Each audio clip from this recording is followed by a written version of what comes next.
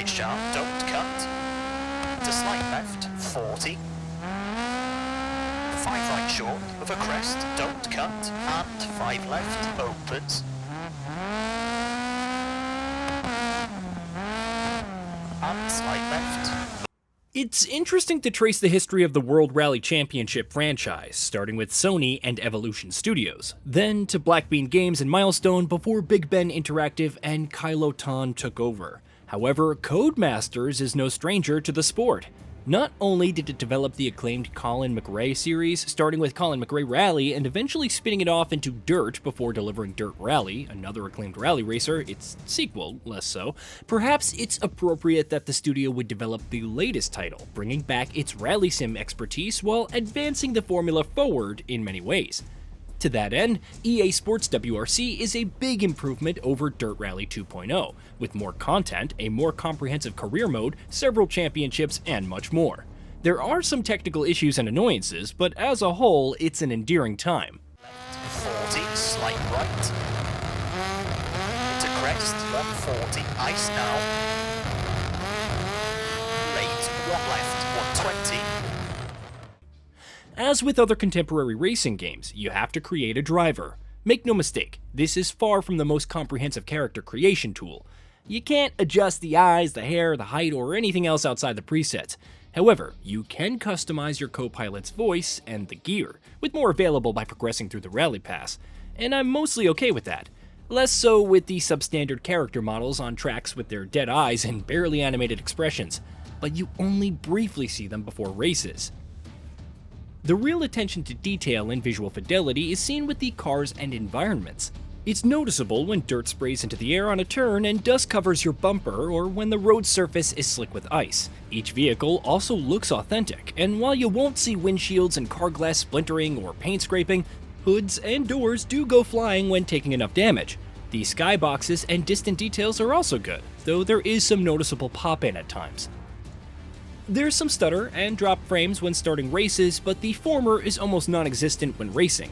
Any stutters that did materialize were thankfully minor and didn't compromise any races. The snow-covered mountains in the backdrop of one course also had a weird flickering effect, but that went away after some time. Those who stuck with the series for this long, and rally sim fans in general, know what to expect with the gameplay. Select a car, tune it accordingly, race the course, and listen to your co-pilot's commands. While flying by the seat of your pants is well and good, preparing yourself for the upcoming turns, especially the brutal hairpins, is the key to success, and shaving off precious seconds for the perfect run. Going off-road can result in some time penalties. Heck, hitting a corner beacon will knock some seconds off. The AI is also quick to capitalize on your mistakes, though if you race reliably enough without any major mistakes, it's possible to obtain a comfy lead without much trouble. Some tuning is required even when the AI is set to 50.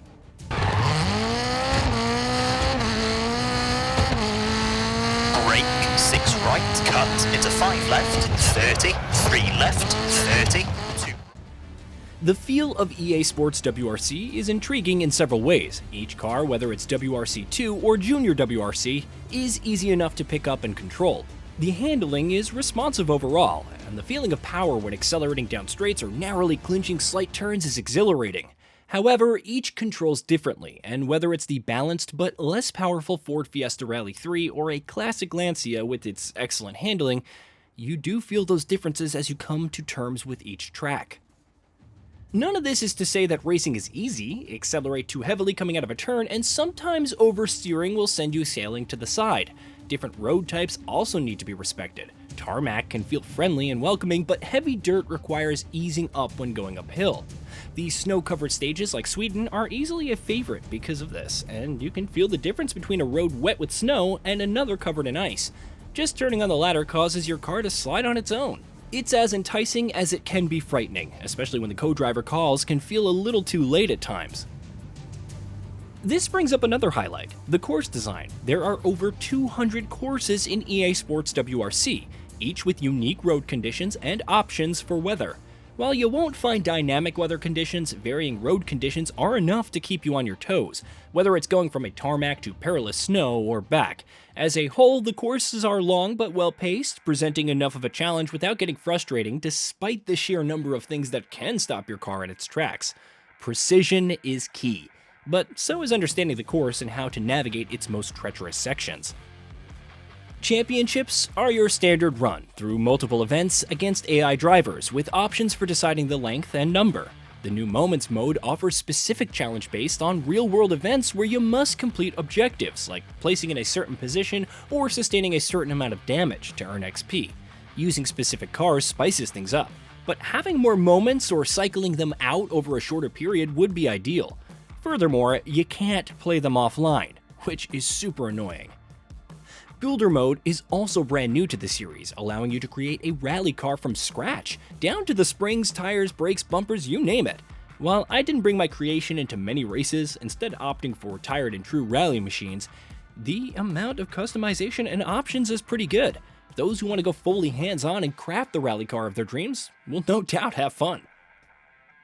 Career mode is fairly extensive, as you select a competition, team logo and colors, hire staff like engineers whose perks can be customized and trained, and complete goals provided by your benefactor.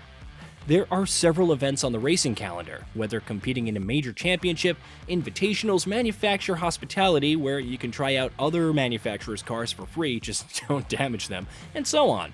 Having the right vehicle type and adhering to your benefactor's requirements. Keeping them happy by earning points, completing goals, and staying within the allotted budget. Of course, it's also important to rest your staff now and again, since they have a set amount of stamina. It's a fun time overall, and there's a healthy amount of settings to tailor the experience to be as challenging or relaxed as possible. However, buying a car for each invitational can get expensive quickly, especially when you have a limited amount of space in your garage, even with the subsequent upgrades. Perhaps the only real drawback is the multiplayer. No, not the netcode, but the long wait times. You need to get into a game with other players and wait for them to ready up, so whether quick play or manually searching for races with the server browser, the wait can be excruciatingly long.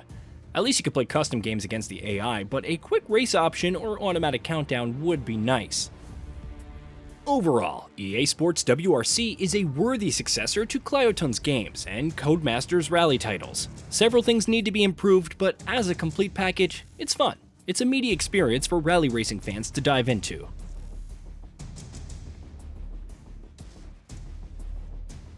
Hey, did you know that we at GamingBolt upload new videos every day? Stick around, drop a like, subscribe, and hit that bell, and let us know what kind of content you'd like to see in the future with a comment below.